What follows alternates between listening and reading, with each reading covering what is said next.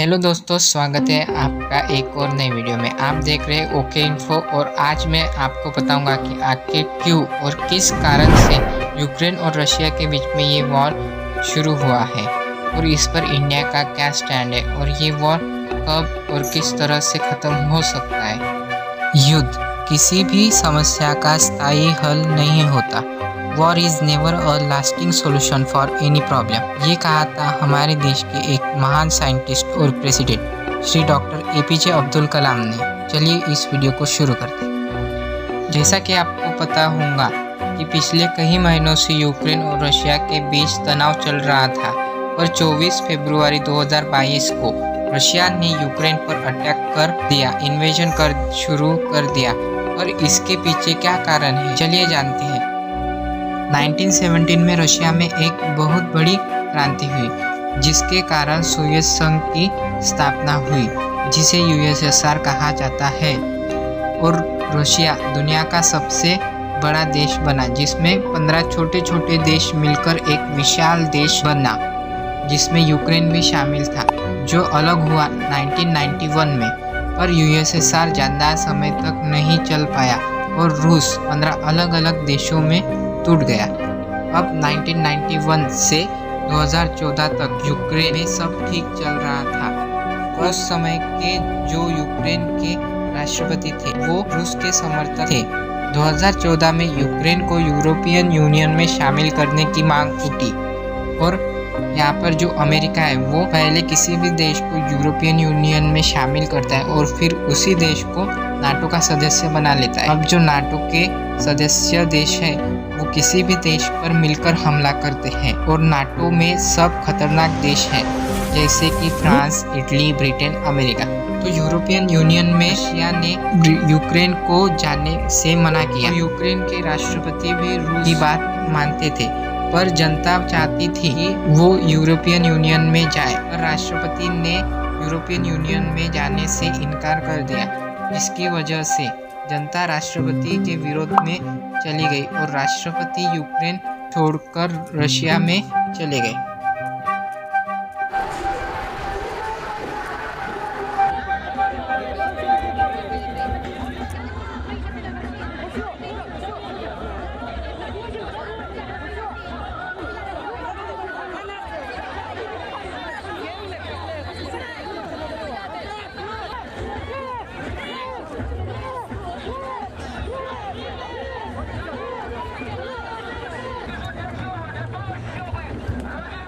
अब यूक्रेन के राष्ट्रपति के देश छोड़ जाने के बाद यूक्रेन में एक नई सरकार आई, जो यूक्रेन को यूरोपियन यूनियन में शामिल करने के लिए तैयार थी। पर रूस इससे नाराज हो गया और रूस ने यूक्रेन के नीचे के हिस्से क्रीमिया पर हमला कर दिया और दुनिया सिर्फ देखती रही, जिससे उसका ये फायदा हुआ कि पूरे ब्लैक सी पर रूस का कब्जा हो गया।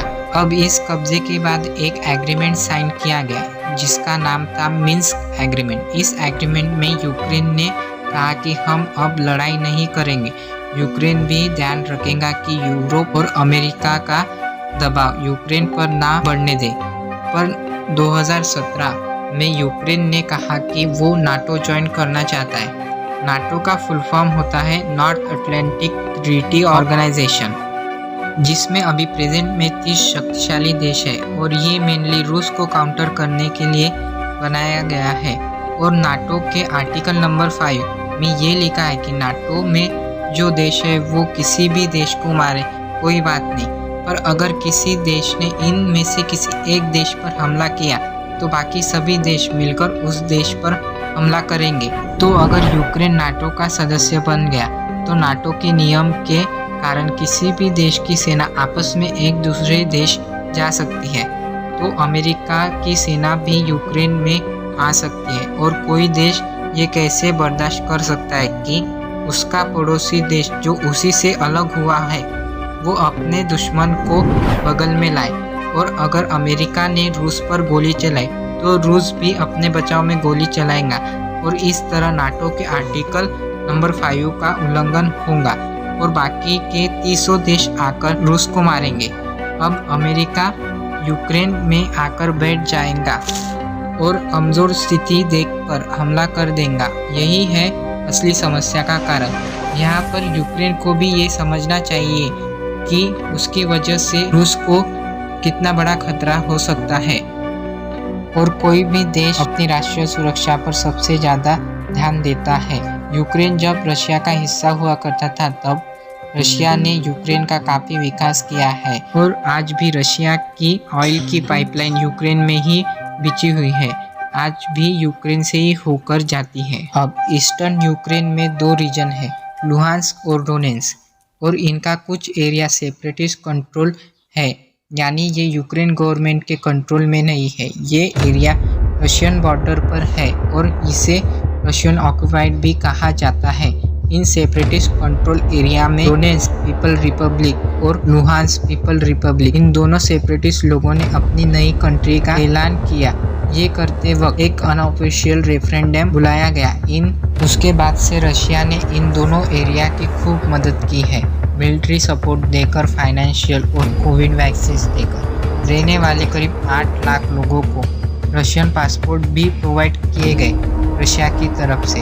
और मिन्स्क एग्रीमेंट की वजह से यूक्रेन को भी इन्हें एक स्पेशल स्टेटस प्रोवाइड करना था, वहाँ की सरकार को एक्नॉलेज करना था कि यहाँ कोई लड़ाई नहीं होगी और कोई वेपन नहीं उठाएगा। अमेरिकन एजेंसी CIA कह रही थी कि रूस 16 फरवरी को यूक्रेन पर हमला कर देगा, पर ऐसा नहीं हुआ। इसकी वजह है चाइना, क्योंकि चाइना में उस टाइम विंटर ओलंपिक्स चल रहे थे और चाइना ने पुतिन से ये कहा था कि विंटर ओलंपिक्स हो जाने दो, क्योंकि चाइना नहीं चाहता था कि ओलंपिक्स में कोई गड़बड़ हो। तो 20 फरवरी को विंटर ओलंपिक्स खत्म हुए और 21 फरवरी को पुतिन की तरफ से टीवी पर ये एड्रेस आता है कि पुतिन पूरी दुनिया को ये बताते हैं कि ईस्टर्न यूक्रेन में जो 2 सेपरेटिस्ट एरिया है, अब वो उन सेपरेटिस्ट एरिया को इंडिपेंडेंट कंट्री की तरह मानते हैं। Day of lashing out at NATO, Putin made an explosive announcement on state television.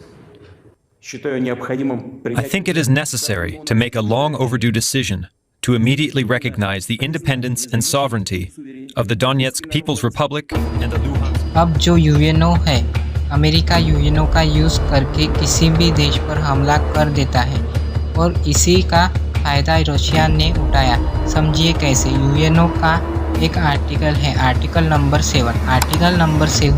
Article 7 कहता है कि कोई देश दूसरे देश पर हमला नहीं कर सकता, लेकिन अगर किसी देश का राज्य उस देश से अलग होना चाहता है तो उसे स्वतंत्रता है, और अगर वो देश उस पर अत्याचार कर रहा है तो उसकी मदद के लिए कोई पड़ोसी देश जा सकता है।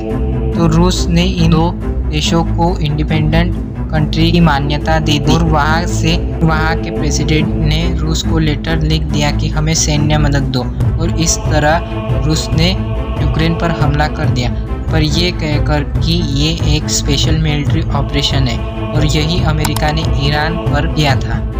रशिया ने यूक्रेन पर 3 तरफा हमला कर दिया। रशिया बेलारूस से, रशियन बॉर्डर से और नीचे क्रीमिया से यूक्रेन पर तीनों तरफा हमला कर रहा है। Vladimir Putin announced the move in an unscheduled TV address. He said that Russia would bring in troops. He told Ukrainian troops to lay down arms and go home. Any attempt to interfere with this Russian action would lead to, quote, consequences they have never seen. After Russian troops were told to lay down their arms, social media became a window into the new reality, showing the impacts of what appeared to be missiles being launched into Ukraine. तो दोस्तों, अगर हम देखें Ukraine की strength Russia के against, तो Ukraine बहुत ही कमज़ोर पड़ जाता है, क्योंकि रशिया के पास 5 गुना से भी ज़्यादा एक्टिव ट्रूप्स है और 15 गुना से भी ज़्यादा एयरक्राफ्ट है, 5 गुना ज़्यादा टैंक्स है यूक्रेन के मुकाबले।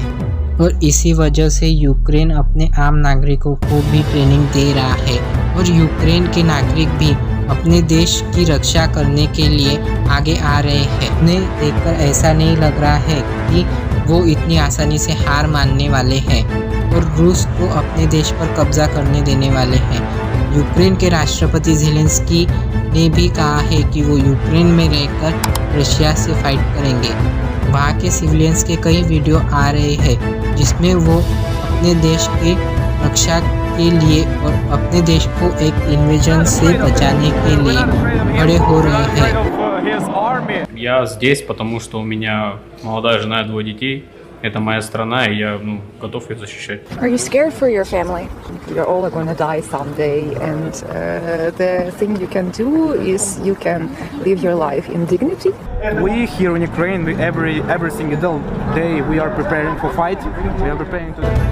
अब यहाँ नाटो डायरेक्टली तो मिलिट्री सपोर्ट यूक्रेन को नहीं दे रहा, पर फाइनेंशियल सपोर्ट कर रहा है यूक्रेन को, जिसमें 5000 हेलमेट्स दिए गए यूक्रेन की आर्मी को। अमेरिका, फ्रांस, ब्रिटेन जैसे बड़े देशों ने रशिया पर सैंक्शंस लगाए हैं और कई देशों ने रूस के लिए अपनी एयर स्पेस बंद कर दी है। These sanctions are a major step, and we hold further sanctions at readiness to be deployed. The US and its allies coordinated a first round of sanctions against Russia over its troop deployment to breakaway regions. अभी की युद्ध की हालत की बात करें तो Russia ने यूक्रेन के 2 सबसे बड़े सिटीज पर हमला कर दिया है, जिसमें खार्किव के ऊपर जोरदार हमले किए गए। रशिया ने जितना सोचा था उससे भी कहीं ज़्यादा अच्छी टक्कर यूक्रेन रशिया को दे रहा है। रशिया चाहता है कि वो जल्दी से कीव में कब्जा करे, और यूक्रेन की आर्मी वहाँ पर हार नहीं मान रही है और एक कड़ी टक्कर रशिया को दे रही है।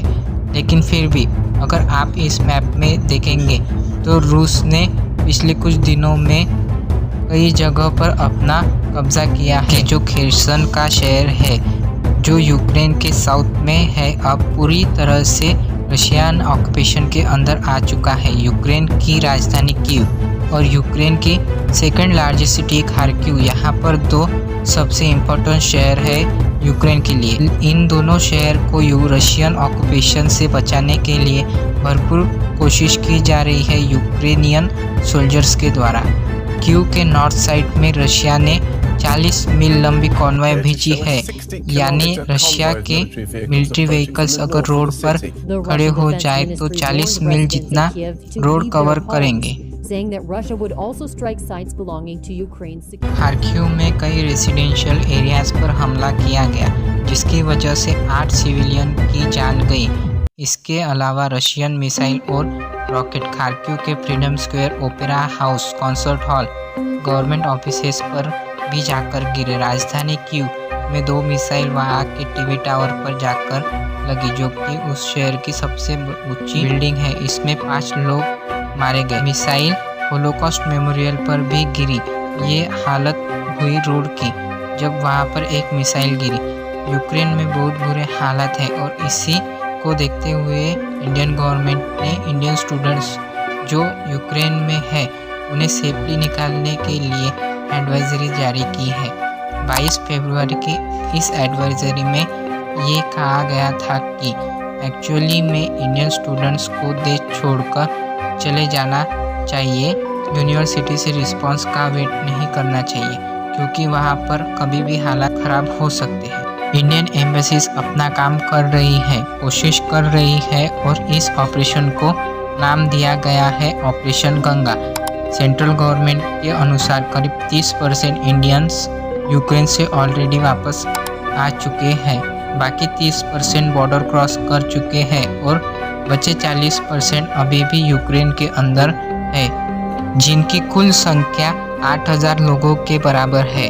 3 और 26 मार्च के बीच 26 फ्लाइट्स प्लान करी गई है इन लोगों को इंडिया में लाने के लिए। पर यहाँ प्रॉब्लम जो है कि जो यूक्रेन के अंदर फंसे लोग हैं उन्हें बॉर्डर तक आना पड़ रहा है और यही सबसे मुश्किल काम है।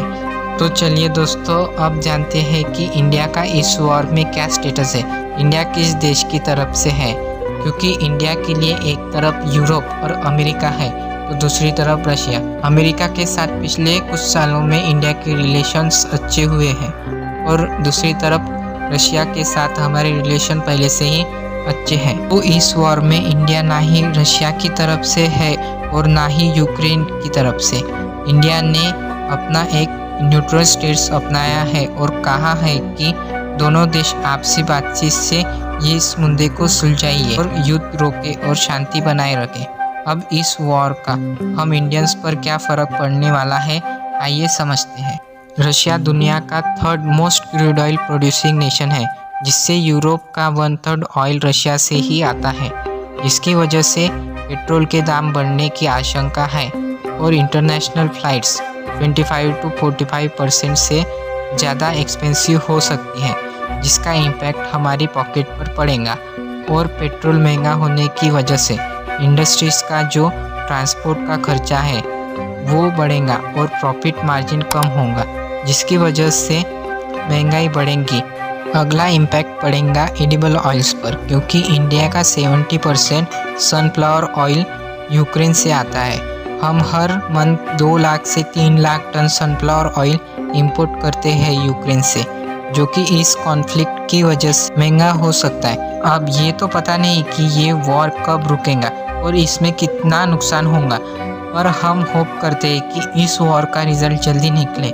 और अगर आपको इस वीडियो से कुछ इन्फॉर्मेशन, कुछ जानने को, समझने को मिला होगा और वीडियो पसंद आया होगा तो वीडियो को लाइक, शेयर और चैनल को सब्सक्राइब कर दीजिए।